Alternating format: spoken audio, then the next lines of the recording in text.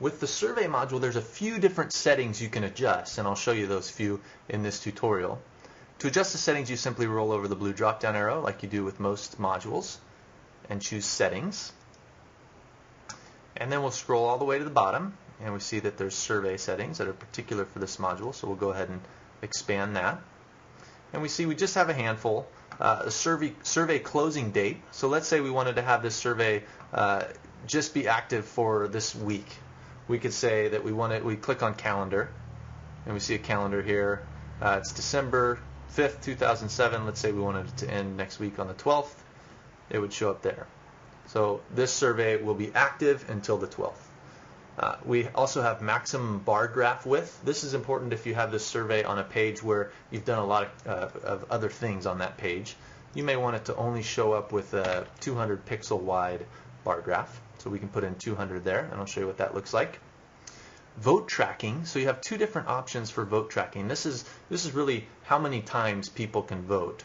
The first option is vote tracking via cookie, and what a cookie is it's a little thing that's placed on the user's computer that basically says this person has already voted. Now, if you set it to vote tracking via cookie, that person can only vote once per computer, and then they'd have to clear their cookies to vote more. Another option here is one vote per registered user, and what that would mean is people actually have to log in order to vote. So typically you're going to want to leave it on vote tracking via cookie.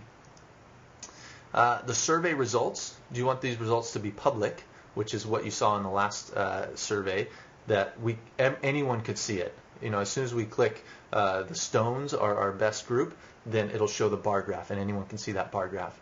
If you want the results to only be visible to you as you're logged in as an administrator, you would click private. Most often you'll probably leave it as public, but there are situations where you might want to put it as private.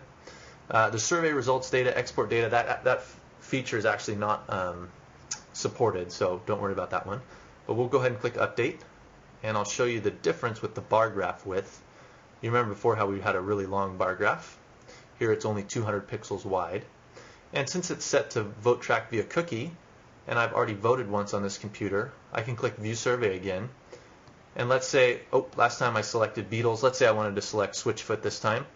I'll select Switchfoot and click submit survey, but you'll see Switchfoot still has 0 votes because I've already voted once on this computer, and the system knows that because it dropped a cookie on my computer. So that's the settings for the survey module.